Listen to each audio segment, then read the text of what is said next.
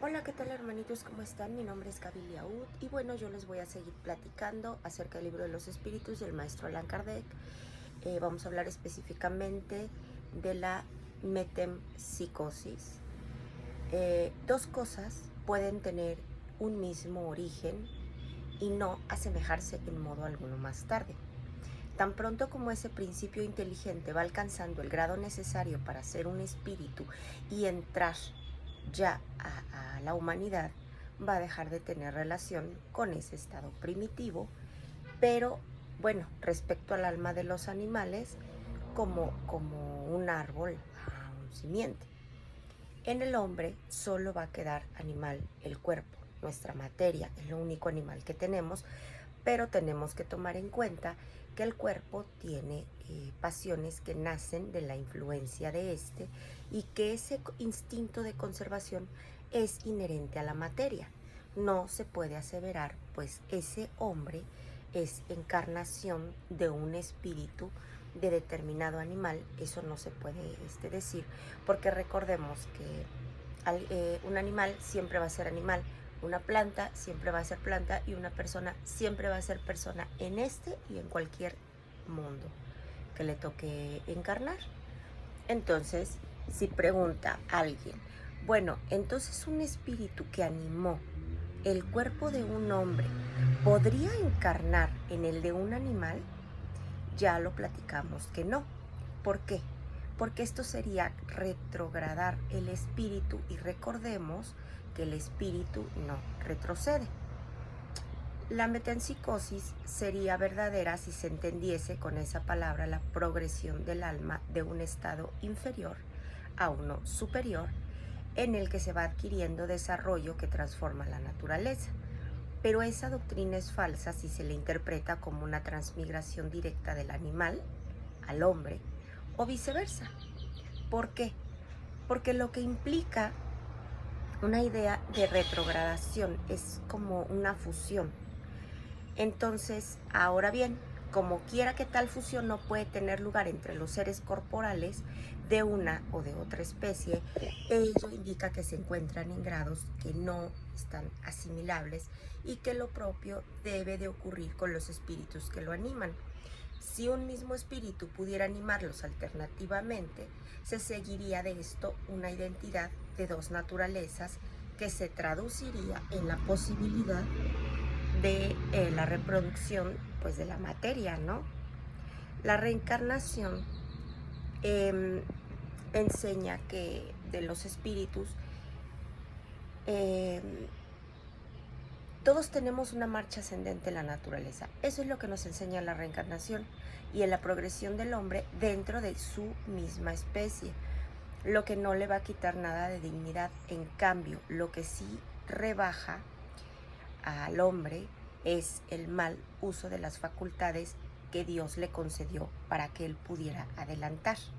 Sea como fuere en la antigüedad y la universalidad de la doctrina de la metempsicosis, así como los hombres que son prominentes, que la han profesado, prueban que el principio de la reencarnación tiene raíces en la naturaleza misma.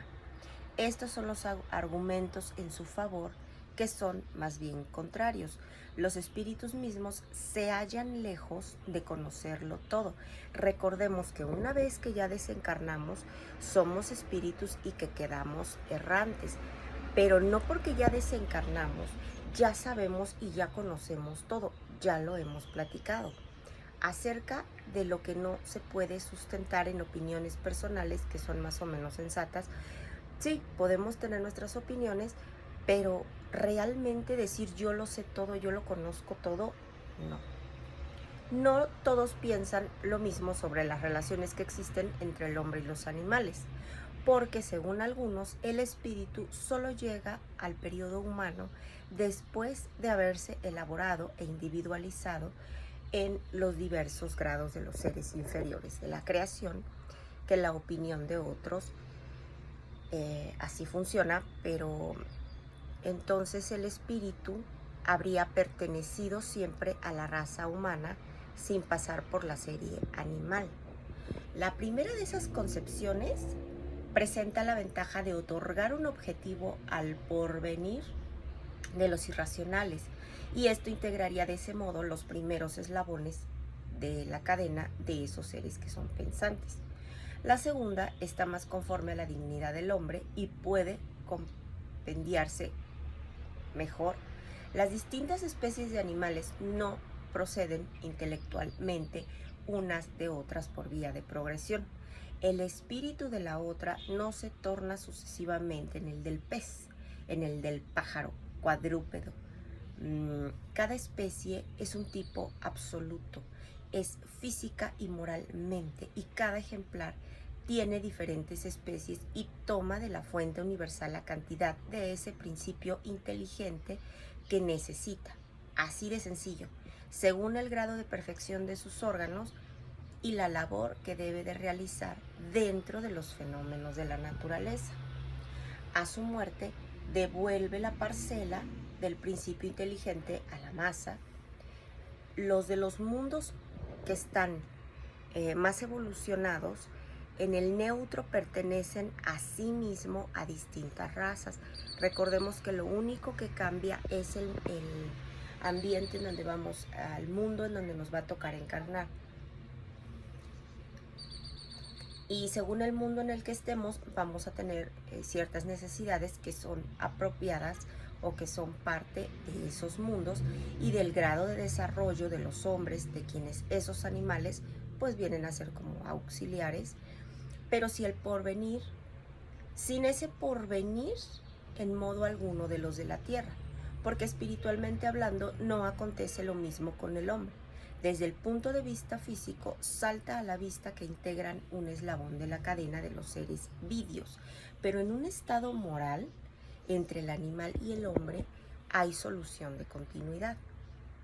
El hombre posee como propia alma o espíritu chispa divina que le confiere ese sentido moral y un alcance intelectual del que carecen los hombres, del que carecen los animales.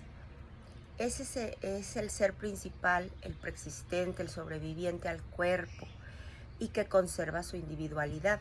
Lo que es constante y que resalta a la vez del razonamiento y de la experiencia, la supervivencia del espíritu, la conservación de la individualidad que todos tenemos después de que desencarnamos. Esa facultad progresiva en su estado feliz o desdichado es proporcional al progreso por la senda del bien, claro está, y así como todas las verdades morales que son consecuencia de este principio. En cuanto a las misteriosas relaciones que existen entre el hombre y los animales, ese es el secreto de Dios, y como estas, hay muchas otras cosas cuyo conocimiento nosotros no tenemos y que es inútil insistir. Si Dios quiere y nos permite conocerlo, vamos a hacer. Y si Él considera que no lo tenemos que saber, no lo vamos a saber. Así le busquemos y indaguemos y le prestemos atención y nos pongamos a indagar. Si Él dice no, es no. Bueno, ahora vamos a hablar del mismo libro, pero de las leyes morales. La ley divina o natural. Los caracteres de la ley natural. ¿Qué se debe de entender por ley natural? La ley natural es la ley de Dios, es la única, la verdadera para la felicidad del hombre. Le va a ir indicando lo que debe de hacer, lo que no, y solo es desdichado si se aparta de la ley de Dios. Si en lugar de hacer cosas buenas, de hacer caridad, de hacer oración, hace cosas malas, pues obviamente va a ser desdichado, es sentido común. ¿Es eterna la ley de Dios? Sí, sí es eterna y es inmutable como Dios mismo.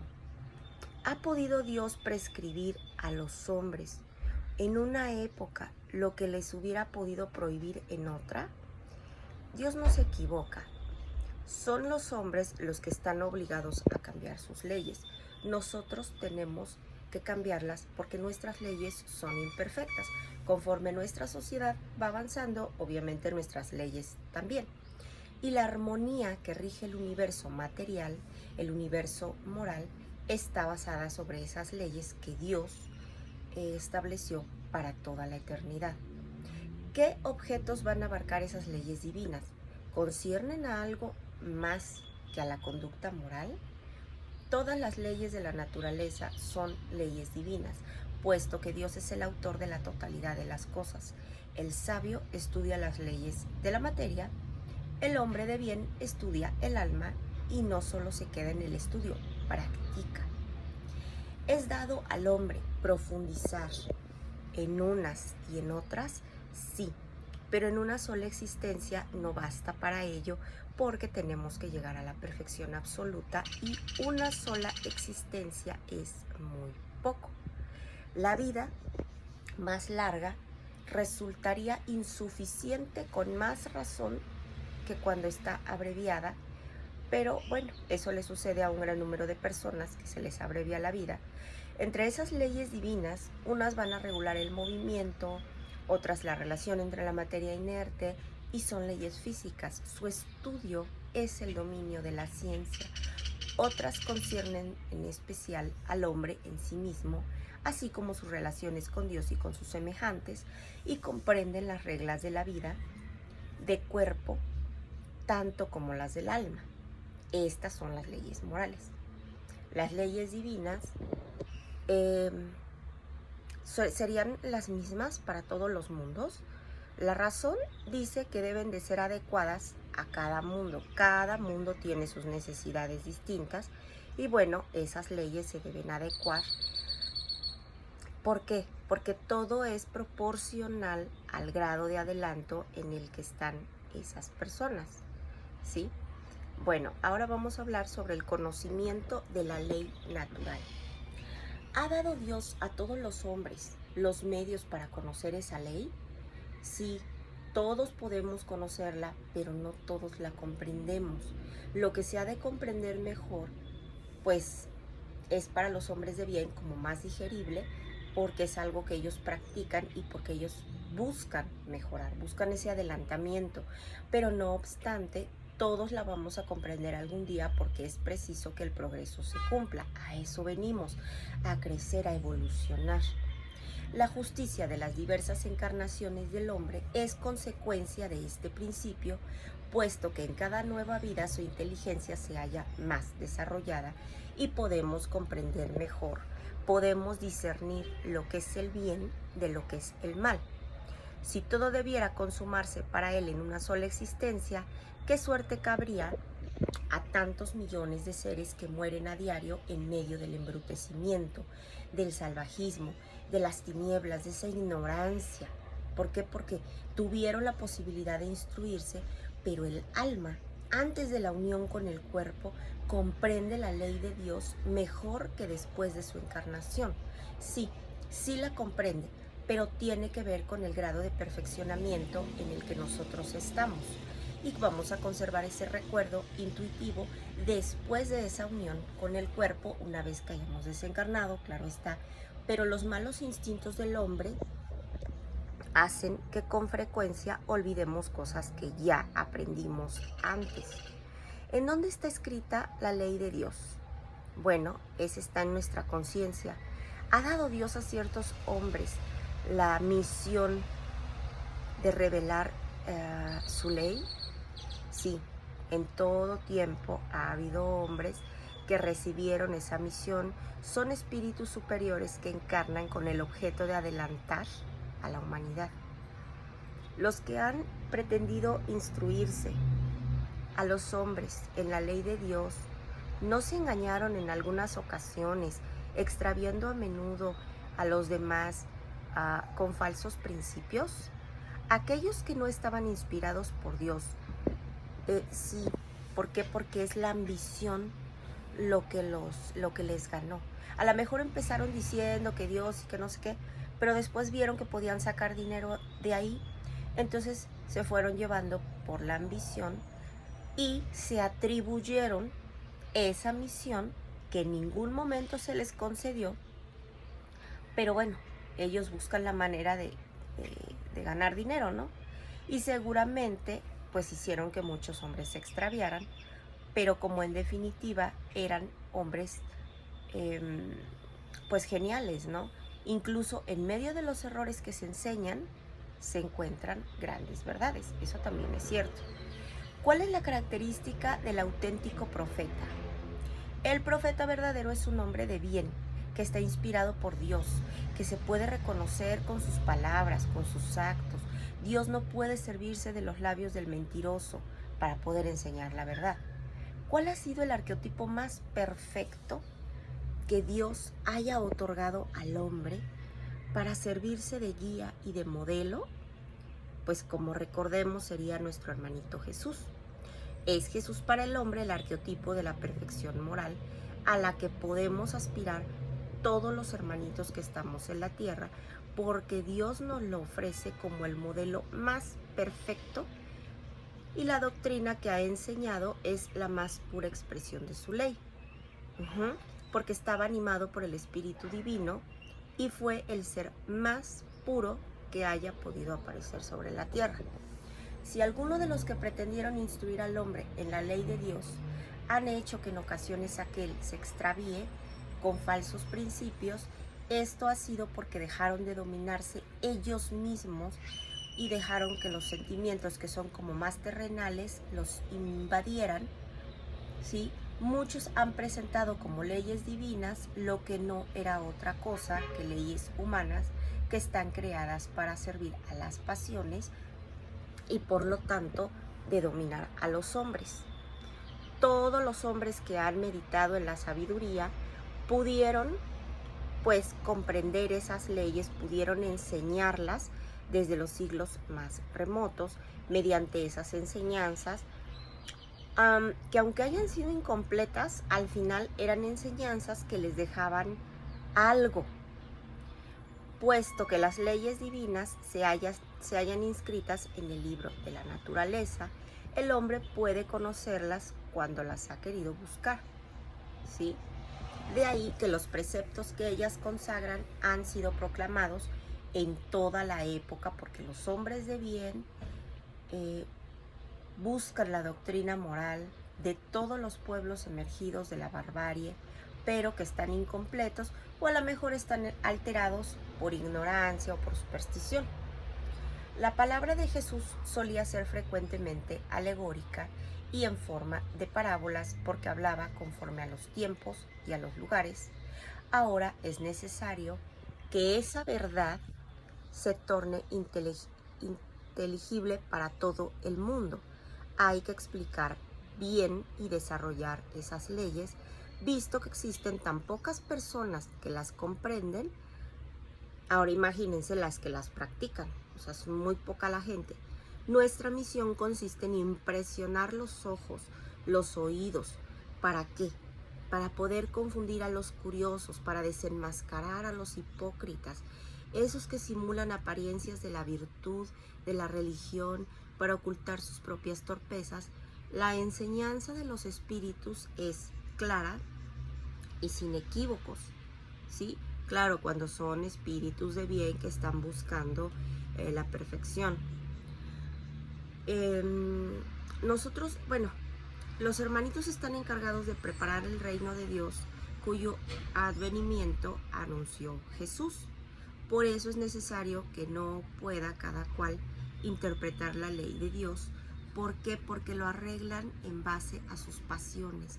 Y entonces empiezan a falsear cosas y es cuando entra la imperfección. Recordemos que siempre tenemos que estar pendientes porque la imperfección no descansa. ¿Por qué la verdad no ha sido puesta siempre al alcance de todo el mundo?, pregunta el hermanito Kardec. Y entonces el hermanito le contesta: precisa que para cada cosa venga su debido tiempo, porque la verdad es como la luz, hay que habituarse a ella, es algo que se debe de hacer poco a poco, porque si no, nos deslumbramos. Jamás ha sucedido que Dios permitiera al hombre recibir comunicaciones tan completas y tan instructivas como las que les es dado obtener en la actualidad, ¿sí? Había, como sabemos, en tiempos antiguos, algunos individuos que se hallaban en posesión de lo que llamaban ciencia sagrada, ¿sí? Antes así le decían, y que ocultaban a los que sin entender eran profanos. Debemos de comprender con lo que conocemos de las leyes que rigen a las leyes de la naturaleza, que aquellos que no reciban más que algunas verdades dispersas en medio de un conjunto de conceptos equívocos y que casi siempre son alegóricos. Con todo, no existe para el estudioso ningún antiguo sistema que sea filosófico, alguna tradición, alguna religión que prueba que se puede desdeñar, porque todos ellos tienen gérmenes de grandes verdades, que aún pareciendo que se contradicen unos con otros, que están esparcidos, ellos se pueden coordinar gracias a esa clave del espiritismo que nos ofrece acerca de una cantidad de cosas que han podido hasta el presente pareceros sin razón y cuya realidad os demuestra que hoy, de una manera irrecusable, no desdeñamos, por lo tanto, buscar en ellos materiales, temas de estudio. Los hay muchos temas de estudio que son muy valiosos y que pueden coadyuvar a nuestra instrucción. Solo es cosa de que nosotros lo queramos hacer, de que nosotros queramos trabajar, porque si nosotros tenemos la intención y buscamos por la buena hacer las cosas bien, Dios nos va a permitir que podamos salir adelante, que podamos seguir avanzando, podemos ahorrarnos muchas pruebas con dolor, con sufrimiento. ¿Por qué? Porque estamos trabajando para ser mejores, porque estamos trabajando para alcanzar la perfección. Bueno, hermanitos, espero que les haya gustado. Esto es todo por hoy. Ya en el siguiente video seguiremos hablando del libro de los espíritus del maestro Allan Kardec, pero hablaremos del bien y del mal.